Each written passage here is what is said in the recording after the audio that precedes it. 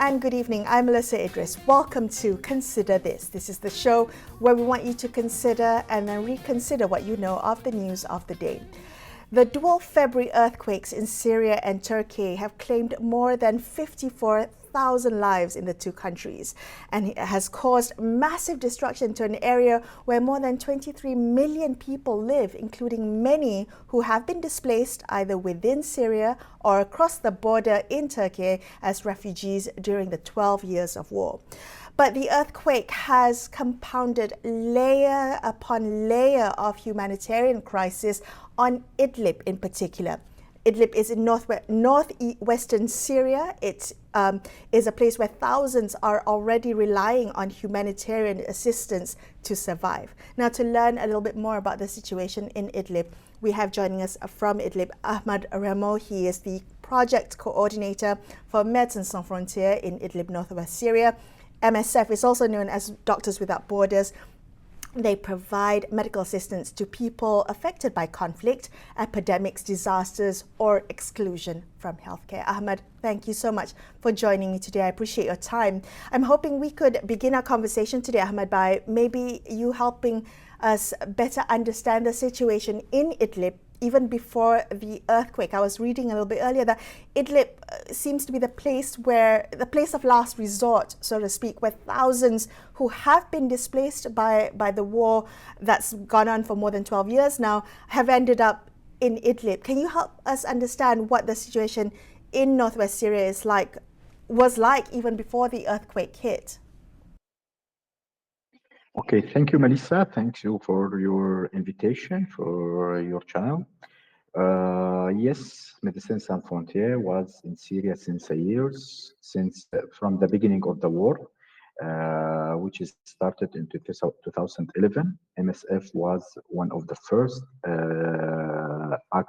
medical actors who interfere in Syria to help people to support by medical intervention and linked medical intervention. So the general situation in Syria, in northwest Syria, before also the earthquake, it was really extremely difficult, and the situation that almost we speak about health system was collapsed because of 10 years of the war in northwest Syria. Most of the health facilities was affected by this war. Most of the health workers left the country, unfortunately, during these years of the war. So there is a huge immigration and a huge people who left the country, so which affected health system in Syria. Northwest Syria considered as last part, let's say, and last area for the people who is escaping from the regime. They are withdrawing, let's say, escaping from the government of Syria or regime system in Syria to escape to the more safe place. But unfortunately, still this place is not safe for them because of shelling, because of military operations in the area. Generally speaking, we are speaking about many of the problems in the area linked to health system, linked to the water, linked to the food, linked to the shelter. So it's complex of problems. It's become together on the IDPs. We are speaking almost about 5 million people living in this area. There is more than 2 million living in camps, which is almost half of the people living in the camps. In catastrophic situation, there is not enough water in these camps. Minimum, let's say, minimum should be offered 40 liters per drinkable water per person per day. But unfortunately, most of these camps and most of these people didn't get more than 10 liters water. We are speaking about the water. You can imagine how the situation is difficult. Again, the food basket is difficult. The food is very difficult. And recently, during the recent time, the WFP reduced quantity and calories of the food basket in northwest Syria, which is became almost half of the usual one. You are speaking also about education system. Let's say also education system almost collapsed. Most of the schools was targeted, and it's not working well. So you can imagine the situation in the camps with the new people. Generally speaking, let's say it's not health problem, it's complex of problems became together. Recently, let's say last year, it's happened, for example, the cholera epidemic in Syria, in northeast and in northwest Syria. Unfortunately, it's because of hygiene, lack of drinkable water, as well the difficult situation of health system. Okay, so you're telling me that the situation was dire even before the earthquake hit. So many millions already living in camps with lack of water and reduced food assistance. What happened when the earthquake hit in February, and what has happened subsequently? Because the weeks after now, this is when we're seeing aid and attention trickle or reduce. Yeah, we can speak the Syrian crisis. It's how to say consider the second or one of the most critical and how to say difficult crisis in the world around the world. So it's, let's say, if we are speaking about Yemen, maybe the second crisis in the world, it's Syria. The biggest number of IDPs and immigration, it's in Syria. We are speaking about 10 million IDPs in total. We are speaking about 5 million of refugees left the countries to outside. There is a huge number of the people. Earthquake. Just to clarify, IDP is internally displaced persons. Is that correct? Exactly. Okay. Exactly. And yeah, inside the country, internally.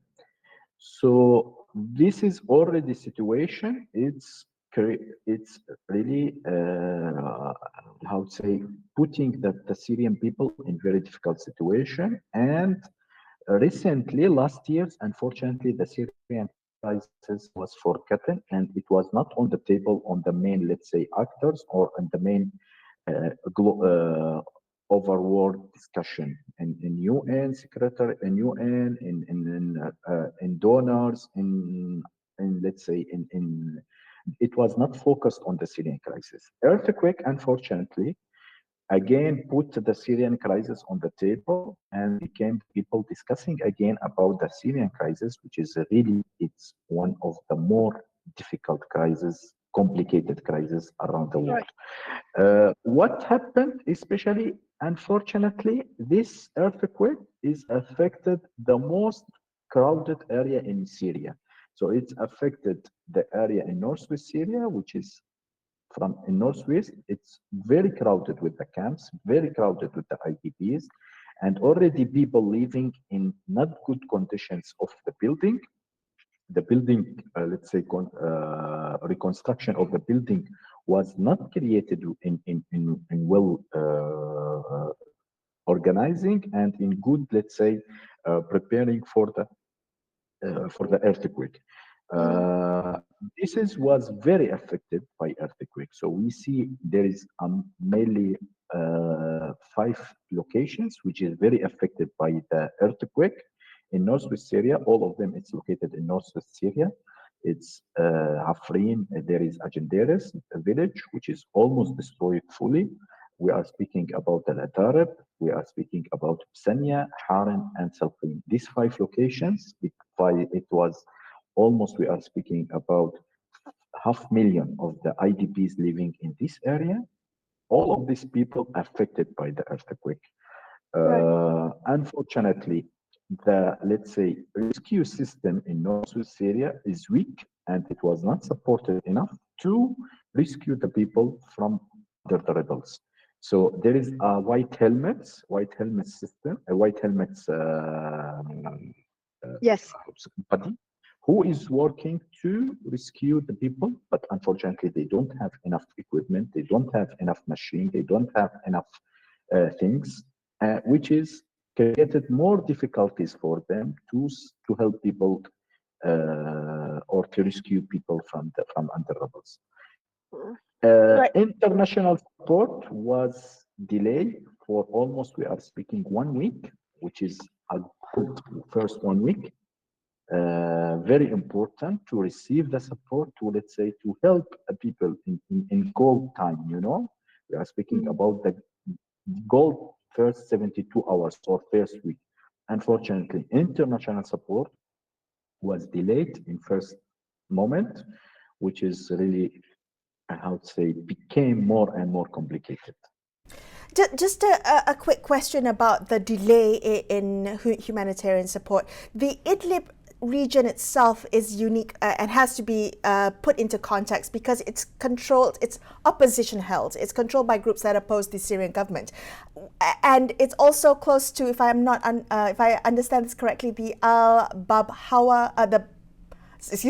al-Hawa crossing. Could you explain a little bit about why that crossing is important for humanitarian aid to come in, and what happened after the earthquake? Was that the cross-border point still open and accessible for humanitarian aid to come through? Mm-hmm. So let's say the first, it was before, we are speaking from before 2015, 2016, there is a UN resolution which allowed the humanitarian NGOs to enter under the UN resolution to enter relief items to northwest Syria through two borders. It was Bab al-Hawa and there is another border, Bebsel. But in 2000, I remember 19 or more, so the resolution changed it to be only Bab al-Hawa, the only source of relief items to enter in northwest Syria. Northwest Syria, as I told you, it's isolated area. Almost there is no access to this area because from one side, from south side, it's the government of Syria, which is blocked. There is no access from the government of Syria. And the other side, from Turkey side, the border with Turkey, it's also almost closed. Only for relief, there is only Bab al-Hawa as a only source of relief entering in northwest Syria. This Bab al-Hawa border is based on Hatay governorate. With the Turkish side, there is a governorate called Hatay. So this Hatay governorate was very affected by the earthquake. So you can imagine the Turkish side also got a big damage by the earthquake, and the Syrian side. This affected entering, let's say, humanitarian relief, as well a bureaucracy of, let's say, of UN mechanism. It's delaying also the work, and unfortunately, warehouses, the stores of the humanitarian NGOs was not sufficient, and they don't have enough relief to enter inside Syria. So there was one border. First time we're speaking about the first, let's say, days of the earthquake, was only one border. The other side of the border, Turkish side, was affected by this earthquake. Warehouses of UN and other NGOs was almost empty. So all of these reasons affected humanitarian departure to northwest Syria. As well, in adding all of these reasons, we are speaking, it was a negotiation between the UN and government of Syria to get permission for other two border for entering relief. So after almost 5 days of the disaster, they get a permission for another border to enter, cross border, you know. So this is, it's also again new difficulties and the new challenges, a new delay on entering of relief to northwest Syria. Has that affected MSF's work in northwest Syria? MSF, we direct, starting from 6th of February, the day of the earthquake, we opened all our warehouses inside Syria. We have all our warehouses inside Syria. So directly we opened all our warehouses. We started to support by medical donation, by sending our medical team, local and national local team. Our colleagues went to another hospital to support them. And we started to support by medical donation, by our ambulance, by medical teams, by running mobile clinic to mobile clinics to reach the new arrivals of people and to support them, as well with the distribution for food basket, Okay. water, drinkable water, food. So we started donated medical items for almost 11 hospitals, which is based in, which is most, let's say, received the patient and the injured. As well, we run 2 mobile clinics, covered almost 11 reception center for new arrivals who lost their houses, with distribution, as I told you, NFI, non-food items, and food baskets for these new arrivals. Okay, so what about the funding from the international community? I'm wondering what kind of support is needed now from the global community, from international bodies like the UN, like EU, to maybe continue and help expand what MSF is doing in Northwest Syria? Yes, this is real, and the very difficult problem and the really very complicated situation. So funding for the Syrian crisis became reducing since years. Now, recently, let's say in 2020, 2021, 22, we always speaking out and trying to speak out. The request humanitarian fund, we are asking for the minimum needs, and unfortunately we getting the 1/3 or half of the request, you know. So already the humanitarian, let's say, needs is not covered since a year, since let's say 5 years, recently almost 5 years. Most of the NGOs, unfortunately, didn't manage to run their activities because of lack of fund. Many hospitals enforced to close because lack of fund. Many of, let's say, food, there is let's say, the problem of cholera, for example. It's one of the main problem is lack of fund. There is no enough drinkable water for the people, no enough hygiene items for the people, especially in the camps. So lack of funds is chronic problem, which is we always speaking about, always mentioning it. And I think now it's a time to again to take into consideration the real needs in Northwest Syria. We are speaking about the problem, which is really, it's affected. It's not, how to say, it's not limited in Syria. You can imagine, for example, polio. Polio was in 2016 in Syria. Polio is not that disease. It can be inside Syria. It will be passed border to another countries. Now we are speaking about cholera. Cholera, again, it's not that disease. It can be, how to say, limited in Syria. It can be passed to another countries. Immigration of the people, immigrants of the people. You can think, you can, how to say, imagine now how many people left the countries who is certified people who can helping their families, helping their people. They enforce it to leave the countries because there is no opportunities to work and there is no enough fund to run the facilities. So fund, it's big issue. We always, how to say, highlighting three main message. The first message is to put again Syrian crisis on the table of global community to support in finding solution for this chronic problem, which is more than 12 years.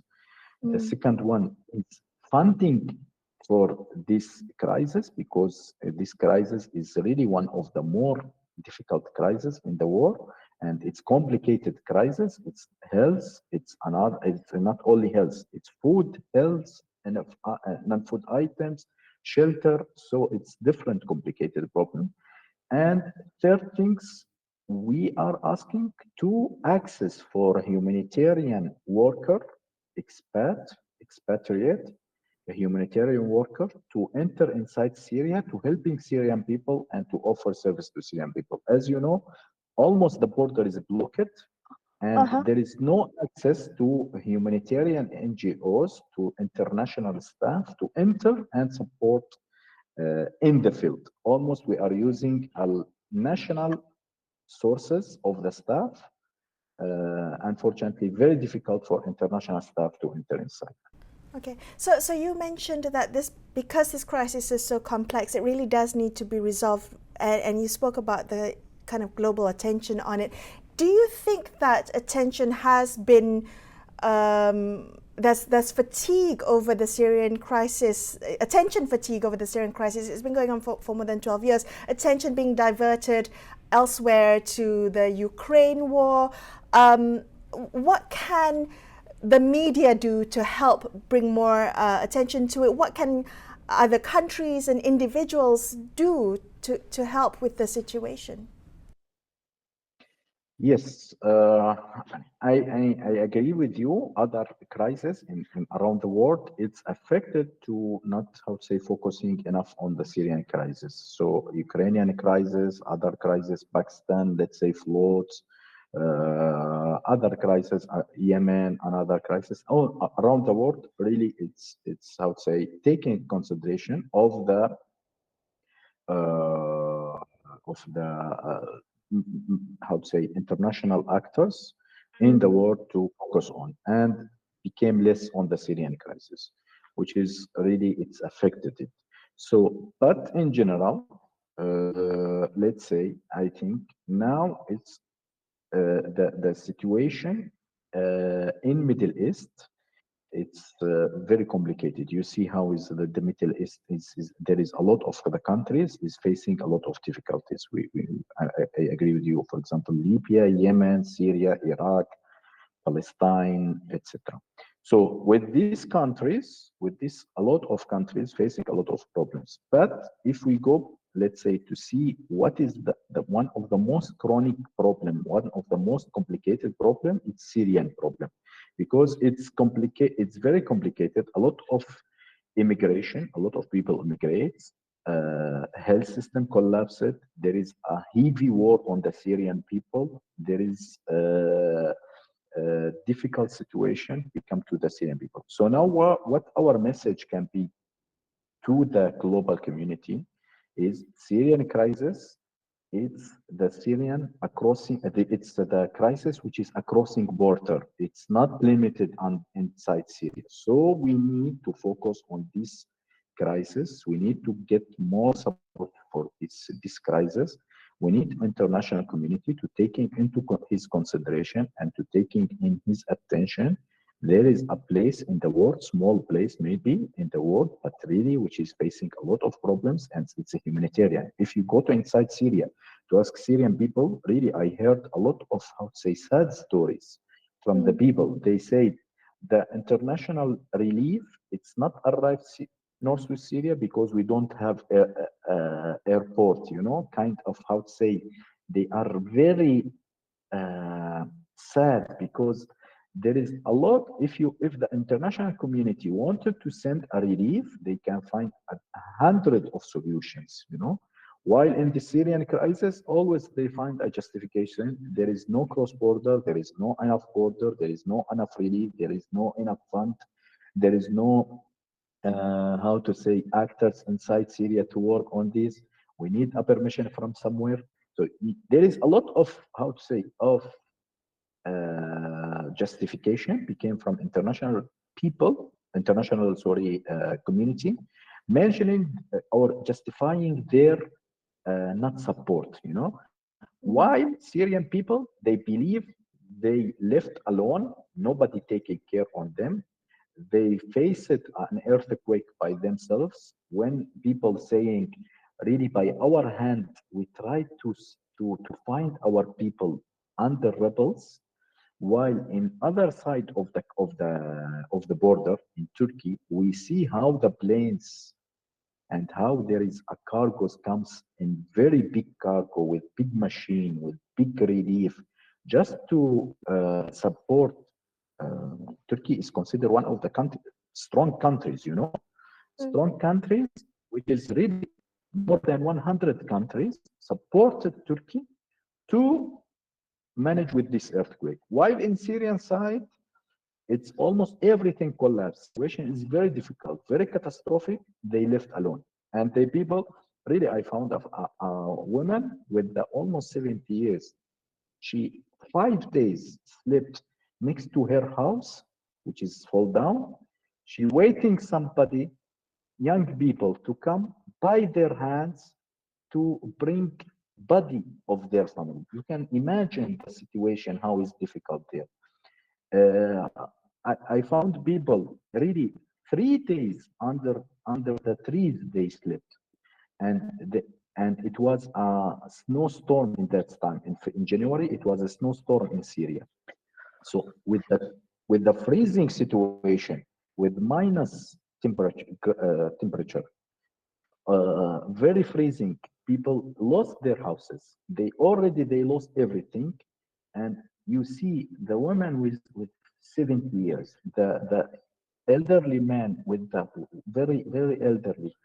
He's sleeping under the trees for how many days? He don't find a blankets, to warm himself in this situation. Just he's waiting someone just to bring body of his family to to say goodbye for his family. You can imagine how it's difficult situation, and people just saying with the how to say, they are crying, they are saying nobody taking care, nobody sent a vehicle, a truck to rescue people. Nobody, unfortunately. Why would they see in the news in other side of the border 100 countries move it to support strong country with this earthquake? So this discrimination, it's really it's very difficult. I'm sorry for this such words, but this is what we saw, what we have witnessed. Thank you. Thank you for sharing it with us. This is exactly, what needs to be said, and your experience on the ground. Thank you for sharing that with the audience here on Consider This. I appreciate your time. Ahmad Rahmo from Médecins Sans Frontières, or Doctors Without Borders, wrapping up this episode of Consider This. I'm Melissa Idris, signing off for the evening. Thank you so much for watching, and good night.